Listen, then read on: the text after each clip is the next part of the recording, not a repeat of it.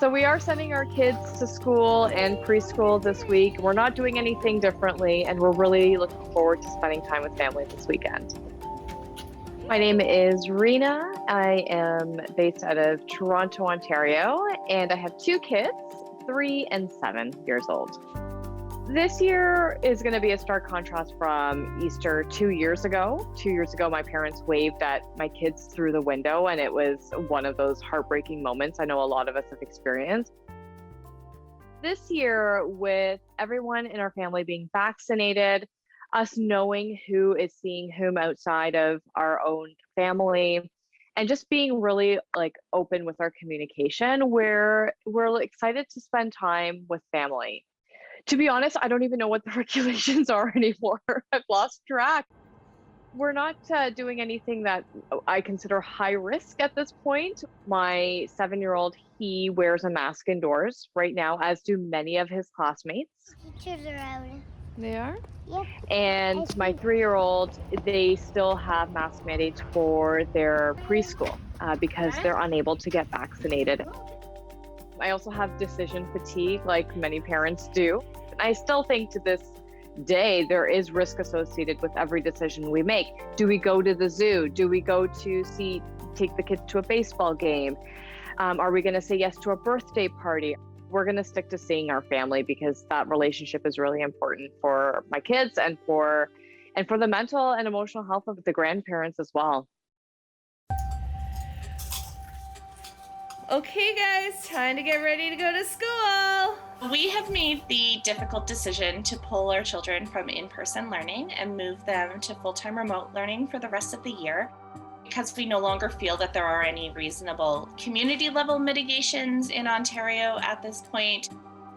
My name is Mandy. I live in London, Ontario, and I have 3 children who are 7, 8, and 10 years old. In our home, I would say that we definitely feel abandoned by the provincial government and by the Chief Medical Officer of Health as well. We know that there is lots of evidence to support masking as an ongoing preventative measure. It's one of the easiest and most effective mitigations that we have, really.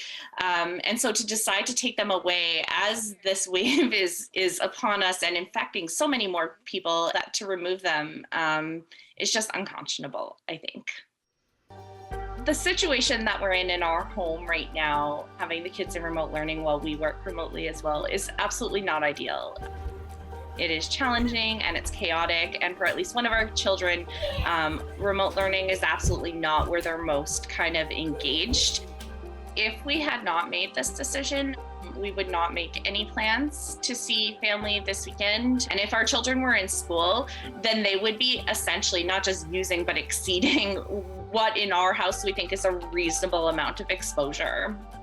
What I'm hoping for going forward is that through advocacy that citizens like me can advocate for bringing back some of the protective measures that we know work. So, folks right across the country are probably thinking right now about how to prepare, right, for the upcoming holiday weekend. So, we're going to bring in Dr. Peter Juni, the Scientific Director of the COVID-19 Science Advisory Table, to give us a little bit of perspective on this. So, Dr. Juni, the last time we were having this similar sort of conversation was around Christmas time, and the advice then was, rapid tests before you see family members. Is that what people should be doing now? Actually, before Christmas, I didn't say that anymore. Why? Because we already had Omicron now. So we need to be very careful with the rapid tests. Only if you test twice negative, within a time frame of 24 to 48 hours, you can be sure, okay, I'm not having an infection, including an asymptomatic infection. So that's one of the issues. And of course, the other issue is we're in a wave. We have really, again, high numbers right now, meaning be selective with your contact. So who do you see? How family one actually approached it, I felt this was completely okay. They're selective. They don't, go into high-risk settings. In addition to that, you can use rapid tests, but be careful. Positives you can always believe. Negatives only if you do it twice and if you don't have symptoms. Dr. Juni, let's talk about that last piece of the puzzle here. Can you explain what's happening with the tests? I think we've all heard stories of people who say, I am sick, I feel terrible, I keep testing negative. What's going on with this variant in the tests? Oh, absolutely. We have a problem with Omicron and probably also with BA2 that it seems to be less sensitive. Our daughter had COVID in class. She's symptomatic right now. She already has had 3 negative rapid tests. I don't believe it yet. I want to see a 4th one. We need to be very careful. It's different now. It worked tremendously well with previous variants, not that much with Omicron. Therefore, just, take things with a grain of salt if the tests are negative and repeat. And what is the story, if I may, with BA2? Again, anecdotally, we keep hearing that people are saying, you get sicker faster with BA2. The symptoms show up faster. Is any of that true?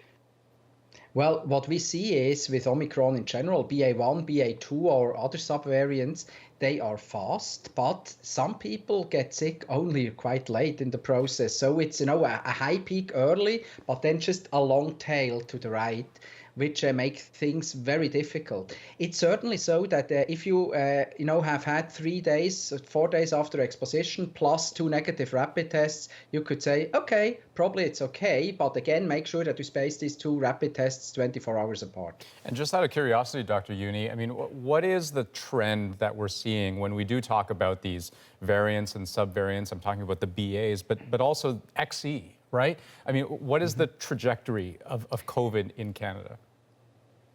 So everywhere, what we see now is that variants will just continue to evolve or recombine, as we've seen it with XE, and only those that are more transmissible will remain successful. Everything else dies out, and we already have a tremendously transmissible virus with Omicron, BA1, and now BA2. XE is again a little bit more transmissible. That's certainly so. What is also important just to realize, the virus doesn't care about severity, so it just will just point on transmissibility, and we will probably not see with XE that it will get much more severe based on that it's a recombination of 2 different Omicron variants, but we don't know yet. It's too early. Okay, Dr. Peter Juni, we'll leave it there. Thank you so much for joining us. Appreciate it. Thanks a lot.